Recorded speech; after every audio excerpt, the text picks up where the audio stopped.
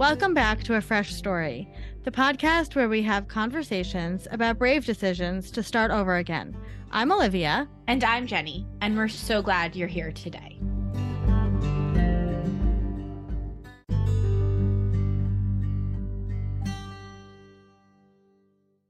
Hello, sis. How are you? I know you hate that question. I don't hate it. I just freeze up. But I also freeze up at the question okay, we I'm asked. going to ask you a different question then. I'm going to start again. Okay. Hello, sis. What's your favorite color? Why would you do that to me? That's so mean. Okay, what is the last song you listened to? Oh, Thomas and I listened to what were we listening to? We were listening to the national the national radio, and I would say the last song I can remember listening to. No, we're listening to The Cure radio too, but the last song I can remember listening to was I Should Live in Salt by the National. I laugh because in my previous life, but before I was a Thomas, people would say to me, why do you listen to such sad music all the time? And I would say, what are you talking about? My music's not sad. And it was like Leonard Cohen and so not sad. the National, but like things like the National. To be in your apartment listening to that music. And then I met Thomas, and he was like, here's some more sad music. Have you heard of Nick Cave? And I was like, this is amazing. And now we just love sad music together. But I have to say, like, we went to go see the National, who's like a very like sad dad rock kind of band. And they gave a great concert. So like, it's not all sad. It just kind of depends on the tempo of it. Anyway, speaking of musicians and speaking of musical instruments and the fact that I am now with a musician and you were once with a musician. I was. And this is how you found. This is how we found today's guest, who is Jayne Henderson, Elizabeth Jayne Henderson, who also happens to be one of my loves, one of my best friends. And I made that happen. You can better believe I made that happen. No, EJ and I met many years ago because my ex-husband was a big fan of her father's guitars and story. And so I learned a lot about Jayne Henderson that way. Who's a luthier. He makes guitars. Yes, he is one of the most Otherwise, famous. it just sounds like he owns guitars. No, yeah. So EJ's dad is Jayne Henderson, who is he is known for his guitars, very, very famous. We get into this on the episode. Yeah. And EJ is also a luthier. She is revolutionizing the women luthier industry. And she is an incredible person. And so we connected again, like most people in my life, via I found her on Instagram and then emailed her. We had like an email relationship. And then we ended up meeting in person. And when we went down to North Carolina, and I think I still have the little piece of wood she gave Weston back then. But EJ is she makes guitars, she makes ukuleles, but she also is brilliant and we talked a lot about father-daughter relationships and, you know, kind of the relationships we build with people and the places we go and the big life decisions. She made a huge life decision to become a luthier and kind of why she made that decision. But this was a really interesting episode. You know, we always joke, we get our friends on the podcast to talk to them for 45 minutes, an hour. Yeah. There were things that and we're very close. We've been through a lot together. She, saw me through my divorce. I saw her through loss and all of these things. But there were things that she mentioned on the podcast that I didn't know. And sometimes when we get our best friends on the podcast, they tell us things. Yeah. And it's really fascinating. You know, it's so interesting for me when we have people like EJ on. Danny Quinn was another one where I'm like, okay, yeah, I like know my sister, whatever. And then I'm like, oh, you really know and love my sister. And people like EJ kind of have an awareness of me and I have an awareness of her, but we've never had a conversation. And so it's always really exciting for me to see somebody that loves my sister and appreciates her. And like, I remembered somebody had sent you the shoes during your divorce, but I didn't realize. By the way, I'm wearing them right now. My Rothy's. I'm wearing them right now. Yeah, she sent her Olivia a pair of Rothy's, and I just like the love and support. And, you know, when you have a sibling like Olivia, who is so wonderful and so special, and also kind of seemingly in their head a lot of the time. I spent most of my life worried about her. And she was bullied a lot, to be fair, right? Like, so not by EJ, though. Not by EJ, not by me. I do want to be clear about that. You know, but I worried about you a lot. And so then to be like, oh my God, there's all these people that love you and see you and get you. And that was really exciting. And EJ was such a beautiful person. And now I think just I'm at the point where I'm trying to save up money so one day I can buy Thomas one of her guitars. Oh my gosh, her guitar instruments are beautiful. They're pieces of art. Yeah. So please enjoy this episode with EJ. I think you're going to love it and learn a lot. It's about music. It's about love and families. And please remember to rate, review, and subscribe to A Fresh Story so that we can keep telling fresh start stories.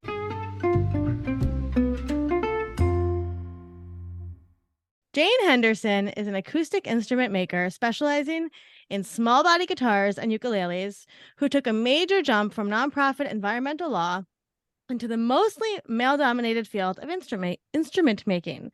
She learned the trade from her father, Wayne Henderson, as he helped her build a guitar to pay her law school loans, and it turns out guitars are way more fun than writing grants. And I am especially excited to have you here today. So I'm going to talk about how we met, because we have kind of a funny meet cute. So years ago, I was married. Once upon a time, I was married to a musician, and he was a big fan of your father's. And somehow, I guess he figured out that you also built instruments.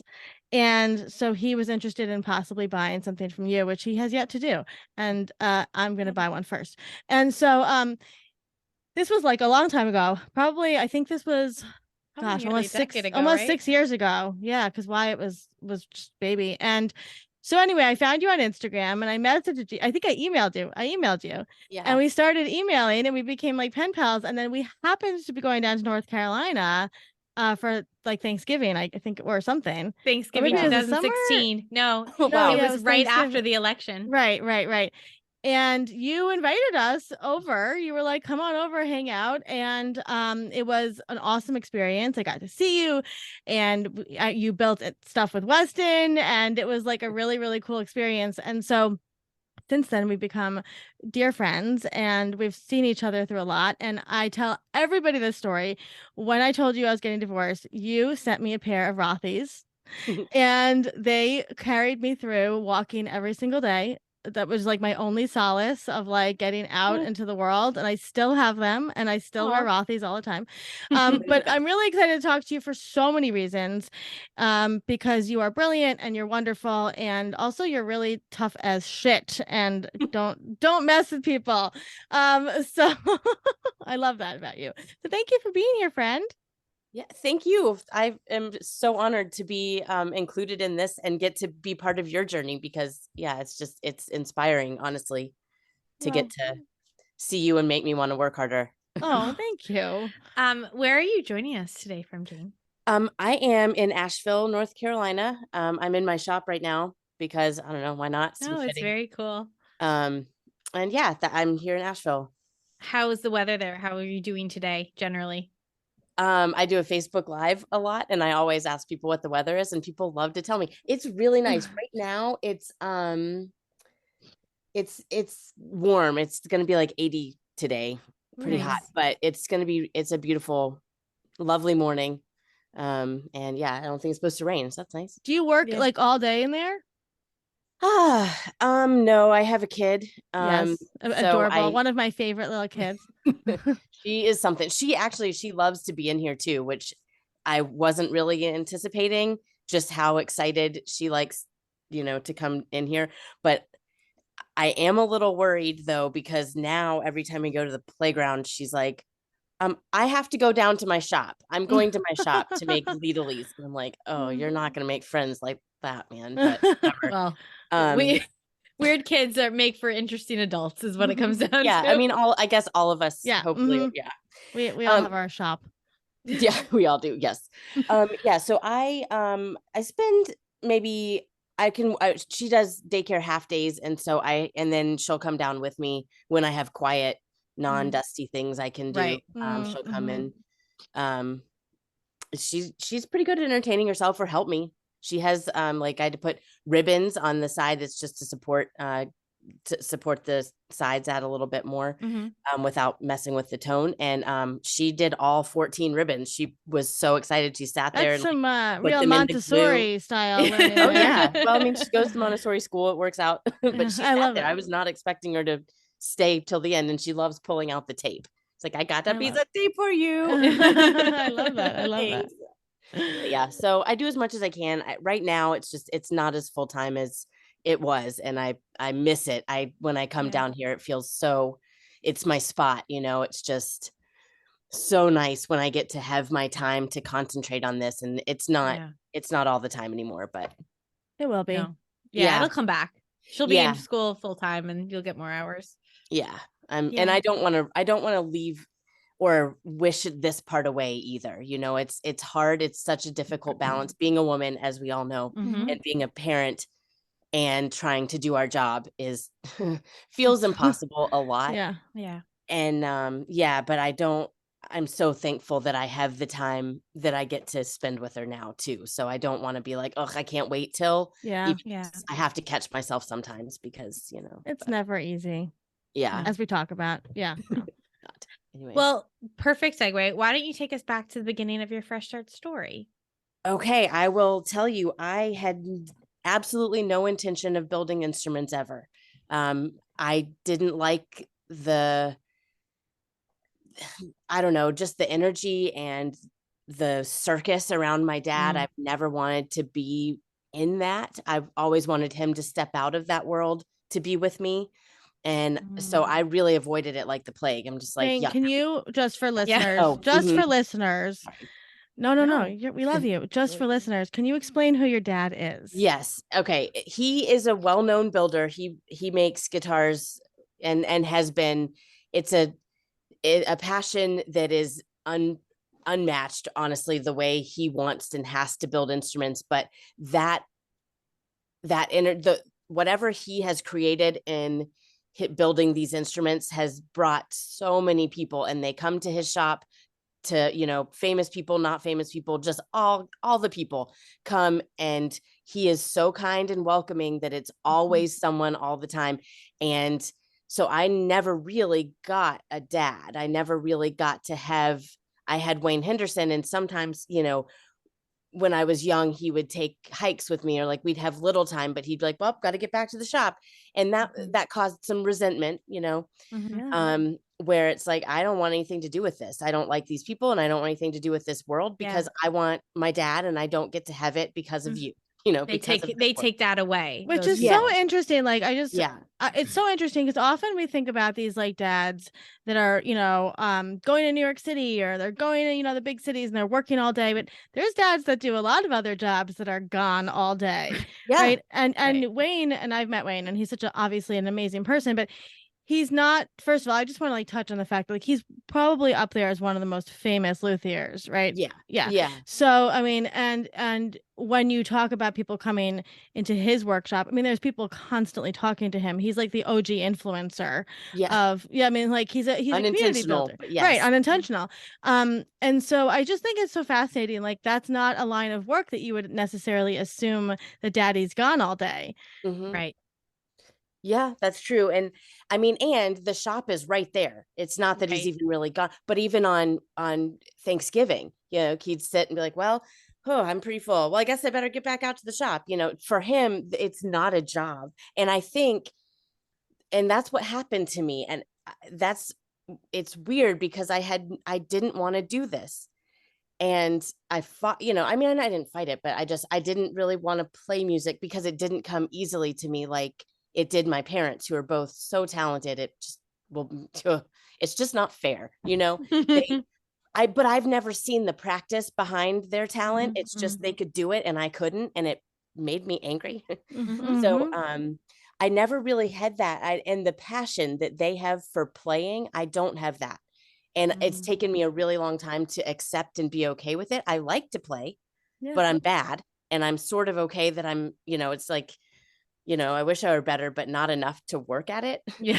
I mean, you're good enough to understand how the instruments work, though. Yeah, of course. I can test them. I mean, I can play every note, and I'm like, yep. But also it's sort of to my advantage because I have a teeny tiny hand that's, this big, and I have to have a guitar or an ukulele. Like I have to have an instrument that plays well in order for it to do anything for me. So I have to do a good job of like, you can't You can't make a bad instrument sound good. Right. So you know what a good Right. I instrument have is to good. make Yeah. a good instrument. What does your mom play? Everything. Really, like she plays, with my dad when they met, like she played fiddle and guitar in his band. And then she also at that time, because the reason I was 3 months premature is because she played bagpipes, and that's a lot of pressure to put on an amniotic Oh my sac. gosh, that's for anybody needing to know fascinating. that. Yeah. Bagpipes. She's played. I I spent a know, lot right? of time in Scotland. I've never seen a female bagpiper. Yep. And I was in the bagpipe band for 12 years.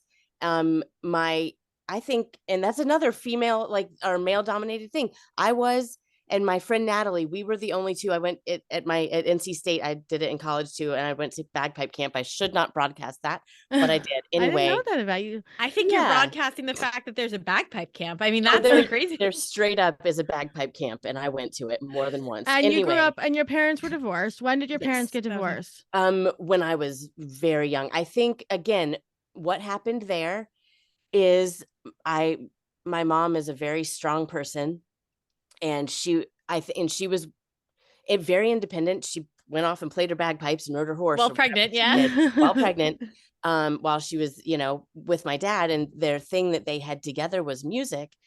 And they would meet there, but my dad was always in his shop playing guitar. And my mom was like, well, he's got to come home. Like, if I have a baby, he'll come home. Right. And he did not. And I think, and that's what happened. I'm like, well, I was the catalyst to make her be like, F this, I'm out, and it's not, my dad's not a bad person. Nothing. I don't think anything bad happened there. I mean, there's bad feelings, from hurt, but it wasn't, I've never seen them exchange an unkind word about each other or to each other ever. But I've never seen them as a couple either, that I can't even imagine it, to be honest, because my dad is married to guitars. He's married to this. That's his love. It's his like hobby, passion, career. And yeah. Have you ever seen Jiro Dreams of Sushi? Have you seen that documentary? Yeah, I have. Yeah. There's that Japanese word where, like, he wants to make a better sushi every day, and it's exactly the same as my dad, where he can't not do this. And so that's, it's just weird, but have you had those conversations with your dad as an adult? Like, you're obviously sharing this very openly, so I assume you have. Yes. And how did those go? Like, what does he say in response to that when you're like, I felt like, you abandoned me for guitars, basically? Again, he is the way he is.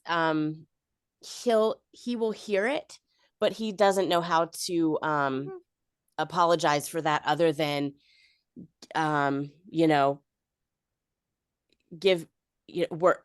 I don't know, like, it's like Santa. I don't know, it's hard to explain, but it's like, do something for me, like make a guitar neck or what. Like, he sees I'm struggling, and I go to sleep early. He stays up way super late so he can get his work done. And I get up early, and like, so when I share a shop space with him, we only overlap for like 3 hours. But anyway, it'll be like, he sees me struggling, he'll like make me a guitar something, It's so interesting because and I feel like he was there, right? Physically, he was there, right? And I think maybe he's accessible, maybe he wanted to be, but emotionally he's not. I mean, it's this thing and that's just, that's how it was with my parents, and that's how I felt with this, with just the shop and the whole thing in general. All growing up, I've struggled with that.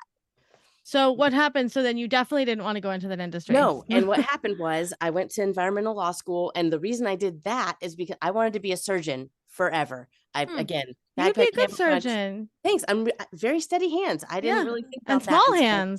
And small hands. And I love sewing. My granny taught me how to sew, and I can only hand stitch. Can't use a sewing machine to save my damn life, but I can hand stitch you all kinds of stuff. Anyway. There you go. So what happened, I wanted to be a surgeon, and was like, oh God, there's so much math on this. F no. I like rock climbing, and I really like being outside, and this LSAT's just games. So I'm just going to do that and go to law school. Just games. It was just, okay. I was like, cool. I like these puzzles. I like these puzzles. You got a special kind of brain there, I think. So I did that. And then I was like, well, and I went to Vermont Law School. It's really top-notch environmental law program. I ended up getting my master's instead of my JD because I was just like, oh my God, these people, I can't, they are so sure that they want to be a lawyer and are so sure of themselves and their answers. And like the Socratic method in me, another thing about law, about med school, which wouldn't have gone great, is like the Socratic method and me don't work out. Like I just wet myself. I can think about it, like give me like 20 minutes. I'm like, cool, I have exactly what you need. But it put me on the spot. I'm like, yeah. you know, so I got a master's in environmental law and policy and had thoroughly planned to work for the federal government. That's what I was like, I loved working for the Forest Service. I did an internship with them. I loved it. It was the best time. And then I was offered a position with the EPA actually. Because I had to jump through several hoops because to get in with the government, there's just a bunch of hoops you have to jump through. Like my boss at the Forest Service is like, well, I could make you a position, but any veteran can come take it. Like you can't, you have to have certain status in order to get the job. Okay. And so I did AmeriCorps and I worked for an environmental nonprofit and did AmeriCorps in order to get that status. And I also had hefty loans in AmeriCorps that helped pay back some of those too. But I was just like, oh my gosh, I have a lot of debt and I'm not a debt person. I was just like, this is anxiety producing. I will like, well, my dad's guitars sell for a decent amount of money. Oh, and the other thing with the EPA, I was offered a position, but the government was set to shut down the day that I went to like meet and sign, like do everything. And instead of, it did not shut down that day, but Obama had to cut my job funding. So oh my God, done there. Yeah. But honestly, it would have been, what if I'd had to work with EPA under Trump? You wouldn't have survived that. No, I would not. As me, your brain would have just exploded. I think. I'm not. That just wouldn't have worked out. So it's fine. But what happened was, so I was like, okay, well, that's not happening. But I'm still working for this environmental nonprofit. I need to pay back these loans. I can't have like this money over I can't handle it. Just this anxiety of it. And so I was like, my dad's guitars sell for like 20 grand on eBay or whatever. Maybe he'd make me one. Hey daddy, will you make me a guitar to sell on eBay? And he was like, yeah, I'll help you do it. And I'll give you the best stuff and I'll show you how to do it. But you have to come in here and be in the shop and do it all day long. You're going to have to actually do it. And I was like, ugh, that's going to suck. I hate the shop. I don't want to be in there. But then I went and I made that guitar and it was absolutely the most magical, best time I've ever had. And I thought like, one, having tangible evidence of what you had done that day, like, look what I made with these hands. Look, there it is. It was so invigorating. But then also I got a relationship with my dad, which I'd been dreaming of and wanting and never thought I would have anything like this. And now we're extremely close. We have something level we can talk about, that we both have interest in. Him a little more than me. I'm like, again, if he made toilet bowls, I'd probably go make some really great toilet bowls too. But it's just that I get to have this time with him. And I thought like, this is awesome. And I kept tricking my environmental nonprofit. I was like, hey, if you let me off for a week to go make a guitar, I'll give you all the money, that it makes. And I did that. They let me do that. That was my first one with my name on it. And I used all sustainable materials to do it. And it all of the money went to the French Broad River Keeper program. And the thing is, so my husband, we were at Wasabi, one of my favorite sushi places here. And Miss Joanne. Anyway, he was sitting and he was like, your face when you talk about like when you've been at your shop, at your dad's shop, your face when you say that, like you just light up and you obviously love it so much. Why don't you just go do it? And I was like, I don't know, because I can't, because I have to do a job, right? Like, and he was like, I don't know, but you love it. Obviously you love it. Go do it.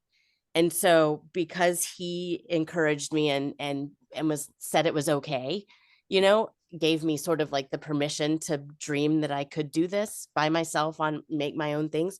I started my own, got my federal EIN and was like, well, in 2011, like, well, I guess I'm doing this. And I apprenticed with my dad for a while longer. And then I built a shop here in Asheville. And so now I do it here.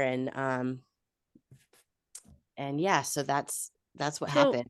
Do you think that your dad, what do you think his motivations were for saying you have to come build it? Do you think that it was just like, I'm not going to do that? Like, that's a big ask? Or do you think it was that he kind of knew what would happen when you came in? That's a super good question, actually. And I think he might have known at least a little bit.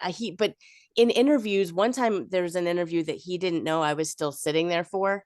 And I was like, just sitting there, listening.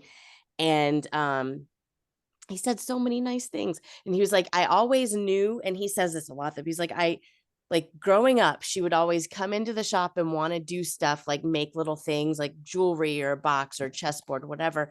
And I always knew that she had talent in like art and with her hands. I knew she could do it if she wanted to. Right. And so I think, that probably was a bit of the motivation, is like, I know she has the potential to enjoy this. Let's see it, let's encourage her to try it to see if she likes it. But I think a lot of it was just, like, this is something that we'll get to do together. That, I'm not going to do it for you, but I'll do it with you. And so, and I don't think none of us, especially me or my dad, expected this, expected it to be something that, like, truly I can't, like, when I have something that I'm working on that is challenging me and is getting me like an inlay, especially inlay is my favorite thing. That's sort of what I'm known for and what people seek me out for is like a special custom inlay that I do by hand. I don't use a CNC. I could, and I do occasionally, for my name and stuff, but I love the hand stuff. I love doing it by hand. And I don't think any of us could have expected that I would not be able to, I'd just be so excited to go to sleep so I could get up to do it. And, I don't have a job, and I always feel kind of lame. I'm like, well, I don't really have a job. I'm just like, but I'm sorry, miss. What is the waiting list for your guitars? A lot. But it doesn't feel like it. I feel like I don't really do it. I get to come down here and make pretty things. And, I understand that. I asked Olivia the other day, we're building a new website just so that people can like work with us in different ways. Yeah. And I was like, Olivia, can you remind me that this is actually work and this isn't just something that I'm having fun doing? Ugh. And she was like, no, it's actually work. And meanwhile, Jayne, I'm sitting here thinking, when you and Olivia met, I was with somebody who was not, he had a guitar, but he was not a musician. And now I'm engaged to somebody who's a musician. And I'm thinking, oh my God, one day I'm going to buy him one of Jayne's inlaid guitars. And I'm sitting here thinking, what am I going to inlay? Like his whole thing is like, he's like Seagrave. That's his like stage name. So I'm like, ooh, what's it going to be? And like that you haven't, and I'm thinking one day I'll have enough money that I'll be able to buy one of those. Money. It's going to take us years. Are you kidding? And so it's a job. Even if you like it, it's a job. Yeah, it's true. It is true. And and also it's a capitalistic thought that we need to have jobs. Yeah, that's true too. So how did the word start spreading about you and your instruments? It just kind of did. It's the same as my dad. It started out a lot of people being like, I've got being like, like coming by his shop and wanting something from him. And at the beginning it was like, I want a D18. I don't want to wait for Wayne to do it. Can you do it? But I'm like, no, because I don't do that. I don't. And I've gotten a lot stronger in my voice of being choosy of what I do, why I want to do the type of guitars and the type of work that I want to do. But at the beginning, there were a lot of people who just kind of wanted to skip my dad's line, which is like 20 years. And, and get one from me because, oh, well, it's like Wayne Henderson's building it. Yeah. There was that thought a lot. Yeah. But now that has shifted. I have people so most of my clients now, I mean, I get the occasional good old boy who's like, I want, a Brazilian rosewood D18, and I'm like, or D28, and I'm like, no thanks. Yeah. Move along. I was like, I have throw a rock, and as you said, influencer. Like my dad's taught and inspired all of these builders, especially around here. This is like such a rich network of builders and musicians, the Appalachian Mountains, and yeah, it's just, I don't know, it's just like throw a rock and there's somebody who'll make you a good D18. I know I have several very talented friends, several not as talented, but So They have shorter lists, I'm sure. what's Yep, your they do. favorite what's your favorite thing to build? Well, ukuleles are my favorite just because I'm little and I can play them because they have 4 strings and I have 4 fingers that do the stuff.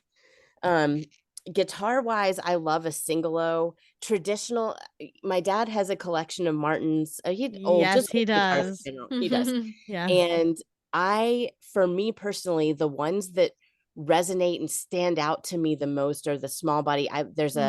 He has a 21, no, it's a 27. It's odd numbers. It's a 27 or 29. So I don't like the number. Singolo 45, which has a lot of bling on it. 'Cause I like sparkles. I'm a girl, but it's just this beautiful, rich in history, traditional instrument that you just love to imagine, like somebody like back in the day, like playing out on the range or whatever. Yeah. It's just, Yeah, I love that one. And those small body guitars I really like, but I like to do just anything that's not a dreadnought. Really, I just don't, they're humongous. They're like, dreadnoughts have a really thick side to them. I don't like the way I don't know, they're big, they're clunky. I'm small, I'm unassuming. I don't, I just prefer these little ones that kind of pack a punch that you wouldn't expect. Yeah. That's always been kind of my brand. I I'm love little, that. nobody's going to estimate, they're going to underestimate me. Yeah. One day you're going to estimate me, Yes, I love that. I love that.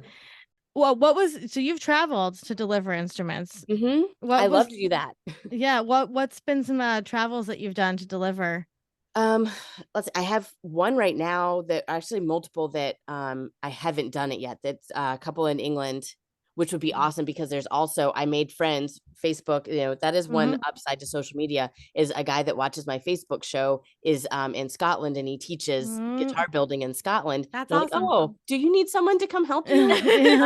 We'll travel inlay? together. Come, We'll go. Yeah, come. professor. I'm moving in 14 days. So you come. I will have to come see you. Yeah, we're gonna go. I already told Olivia that. I'm like, oh, come.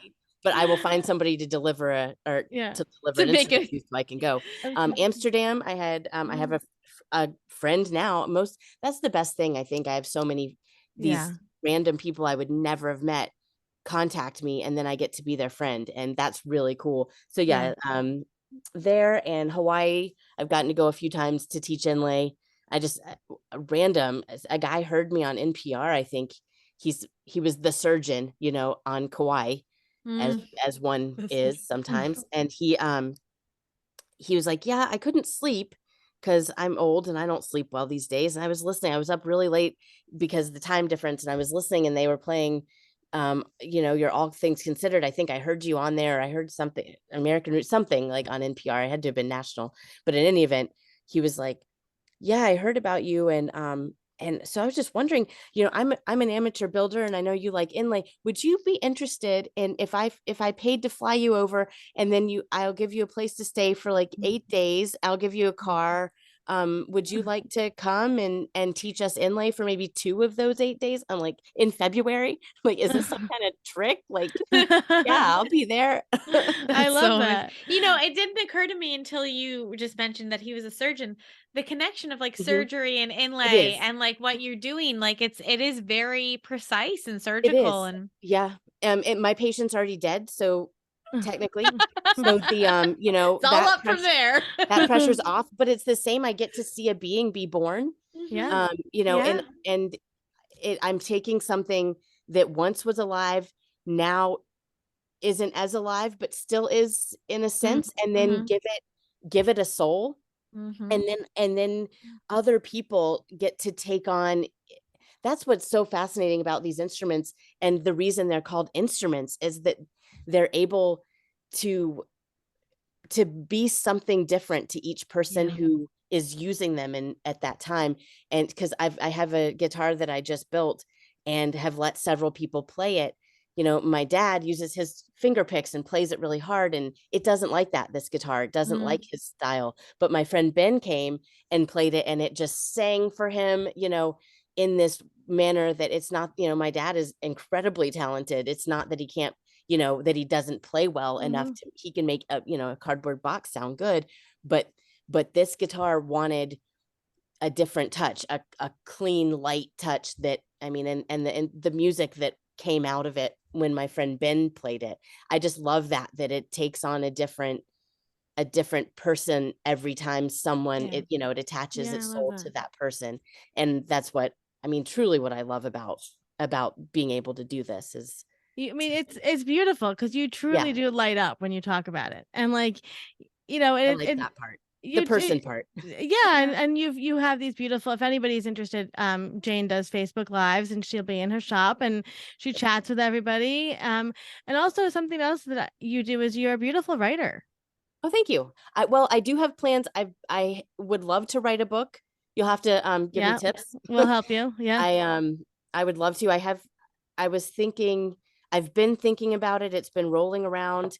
But yeah, I need to just actually sit down. I mean, I wrote a blog for quite some time. I love writing, but again, I had that dang baby. And she does not allow me to sit with my thoughts very often, to sit and really, and when I do write, the same as my instruments, I put my soul in it. Yeah, you and do. It takes a while. So yeah, that's sort of the crux there, is finding, I need to make the time though. I have so many things, so many dreams. I know they'll come to me. They'll come to me. And you had a relationship with Doc Watson, who my second son is named for. Yes. And maybe that's why I don't know, your son is, both of them are so special, but I like them. But I mean, I just met the one, he looked like a potato that time. I think Wyatt was the teeny tiny very baby. potatoey. But at that I time. remember when last night he was lying in bed while there was some rave music on the TV, raving though, and while he was falling asleep. I have a video. It was incredibly cute. But my point was that you and I share this love of our and like I wouldn't say ancestors, but our family and a reverence for the women, especially. Yes, that we are both very us. close to our grandma. Yeah, who is still with us for sure. Yeah, 100%. And I love the writing that you've done about your grandmother and your aunt, right? Yep, Charlene. Yep, and you know, she stepped into that role when my granny wasn't available physically. My aunt did. Yeah. So, and I love that, and I love reading all about that and the relationship that you have built with these people. And so what I want to talk about before we let you go is you are in an industry that is mostly very much male dominated. Yes. What has that been like being, and you're also very small like I am. Yeah. I mean, well, most of the time it feels like I'm standing in a forest. I'll tell you that. One thing I do love about you, which we don't talk about a lot, is you have a love for shoes. You do love shoes. Yeah, I have. Yep. Yeah, you have a shoe collection. About that. No, you have a very beautiful shoe collection. Thank you.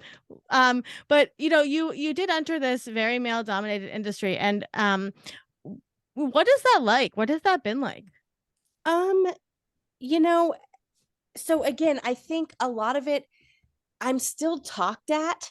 But yeah, when I first started out, you know, they would talk over me or stand over me or whatever, you know, just be the mansplaining dude that they are, you know.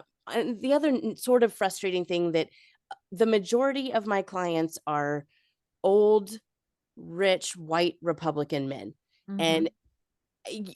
But I have to just find a way to bridge that gap. And I take that as a challenge environmentally, because it's like, you know what, I'm going to subtly tell you some things instead of like, you know, preach to the choir of the Sierra Club, which is what I was doing. And this, I love that I get to sort of sneak in. Right. But these, you know, it has definitely shifted. I think a lot of it, you know, there are still those dudes, the mansplaining guys that treat me like I'm just like, oh, look at you, little lady, let me help you out, you know, versus the people who really and truly want my advice or my input on something, or I've got several people messaging me. It's like, hey, I love the way you build, or I love the things you tell me on Facebook Live. Like I messaged several other builders, old white dudes, and they're like, I don't instruct. And like, that's it. And I'm just like, I'm happy to give you any information that I have, because what you do with it is what, is your talent. My talent, like if I kept information, that's why, I mean, I'd love to get paid, always, but I'm happy to help someone if they have like a question about X, Y, or Z. I love to share what I know, what my dad has taught me, what I've learned over the years. And I'm not sure if that is a woman thing in general, or just because I love it and I'm so excited to do it and kind. share it. Yeah. But I think it has shifted in the sense that I'm just, I know more, and I can stand up for myself because I know that I'm right. Right. Versus before, when I'm like, well, I'm second guessing it because you're so confident, and I'm like, well, maybe I don't know. Yeah. But I've been doing this for 12 years now, which that feels insane. And so that's the thing. I think it's shifted. I'm able and stronger to stand up to myself because I can throw out the answer better. Right. Yeah, that makes sense. I love that. So Jayne, if anybody's going through a fresh start, what would be some wise words that you could impart to them? I think if you find something, if you're ready to make a change, if it's going to bring you joy, you need to chase that. And it's the scariest thing ever. I'm someone who, when I say I'm going to do a thing, I do that thing. So when I say I'm going to do law school, I do that, and I'm like, well, this feels really horrible to say, never mind, I'm going to pivot. So it's terrifying, but you're not by yourself. Find a support. There's somebody, always going to be somebody, usually Olivia, who's going to support you, seek her out. She'll support you, guaranteed. But just very true. It's just, I think, finding a support, but do the thing that you love. What's the point? If there's something that you found that you love so much that gives you any semblance of joy, and you like it more than the thing you're doing now, go do that thing. It's so scary. And I get that. And so do every single person sitting here. Has done it. Or has considered it. I mean, it's so scary, but do the thing that gives your life joy, because there's just no point to not. Yeah. And sometimes we don't know the joy it's going to bring. Even parenthood, you don't know. Parenthood, I think about all of our conversations we had about you debating whether you wanted to have kids or not, and you didn't know the joy it was going to bring you. No, I know. I mean, I'm still like, oh, why did I do that? But I am. I mean, we all do, by the way. The person that I have, like, how did I get that? I'm just so lucky to have this soul and this being that came to be mine. Like, what? That's true. I mean, you don't know. Sometimes you don't know, but if you have an inkling, because you'll feel, you'll know that you might, and you should try it, because it's like, I mean, in the case of Matilda, I can't take that back, but no, but like, I'm thinking of, like, friends of ours maybe that are in relationships that are not perfect, but they're not horrible, but they just know that maybe there's something different or better that they could have that has more joy. It's so interesting, the paths that we choose and the paths that we take. And it could be comfortable. It feels fine because it's there and you're used to it. But taking the leap, there's just such a possibility of getting so many more colors. You think, here's the rainbow, it's these many colors. But if you step over here, what if you see all the other colors? Yeah. That's a perfect way of putting it. You're gonna make me cry. I love that. Okay, and last but not least, and you have some good food where you are. So what was the last thing that you ate and truly loved? Last night we went to Cucina 24, which is our favorite spot, and we don't normally bring Matilda, but we did, and she did great. She got her cherry cocktail. My God. I don't know what I'm raising. She likes to belly up to the bar and drink her wine. I did air quotes there. I usually have, like the bartender make her a Shirley She's a cool Temple, girl, a soda, whatever. But she's like, I'm having my wine. I'm like, great. Everybody she'll get along with Wyatt. Yeah. Great. Yeah, they can have their Chardonnay. Anyway, so we went to Cucina 24 and we had a really beautiful, it was a pizza, but it had nasturtium on it. So it was like, and chive flour. So it was like a flour, Matilda called it the flour pizza. It was really good. Wow. And we got several other like things, but everything at Cucina is the best thing that you've ever had. And I'm just curious, just before we go, so what really is your waiting list for instruments right now? Well, I'm just that's a And good how do question. you get on it? What's the Yeah. down payment? So I don't quite do it as an actual list because when I did, it became extremely overwhelming. There were over 150 people on it, and I build about 10 guitar or did what before I had a kid 10 guitars a year. So you could do the math if you really felt like it. I don't. So what I do, and I would email people and say, okay, you're next on the list, and I wouldn't hear back. So what I do now, I would guess about 3, maybe 4 years, maybe something like that.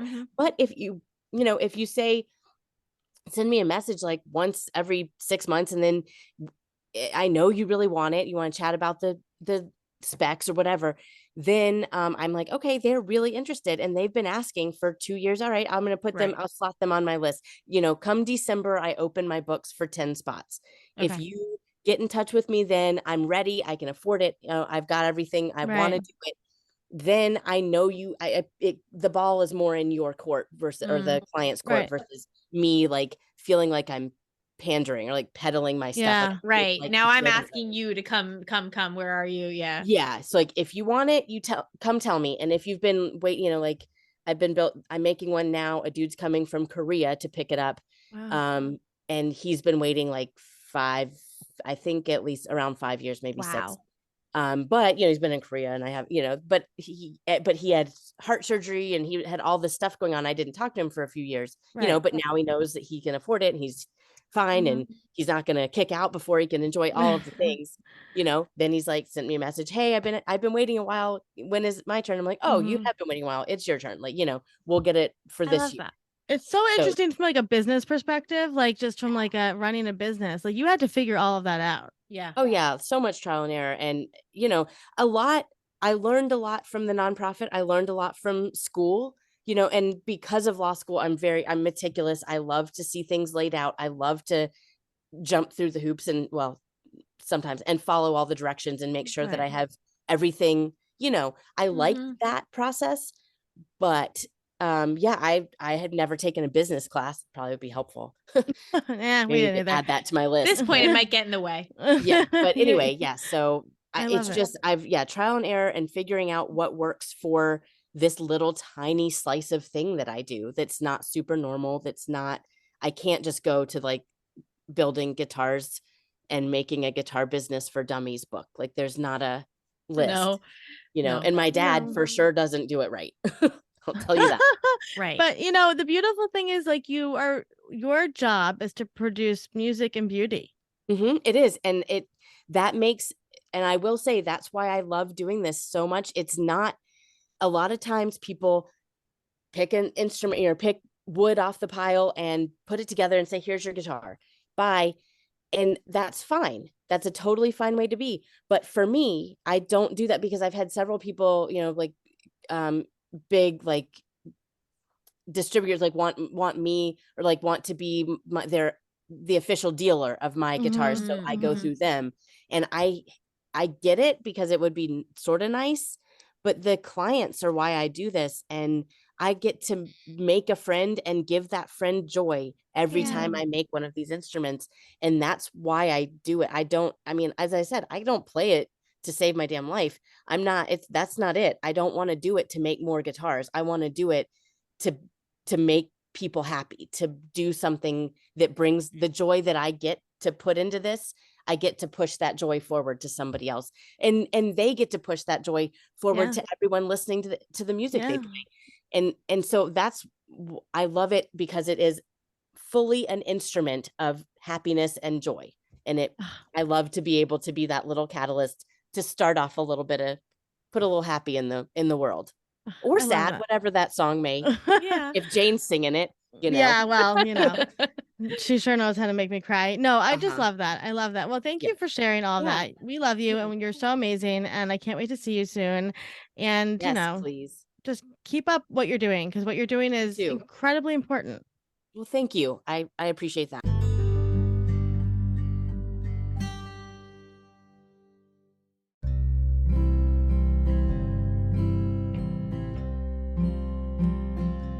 Thank you for listening to today's story. We're always here and we're proud of you. A Fresh Story is produced by Fresh Starts Registry, the first and only platform for everything you need to begin again. You can read the show notes and learn more about today's episode at afreshstory.com.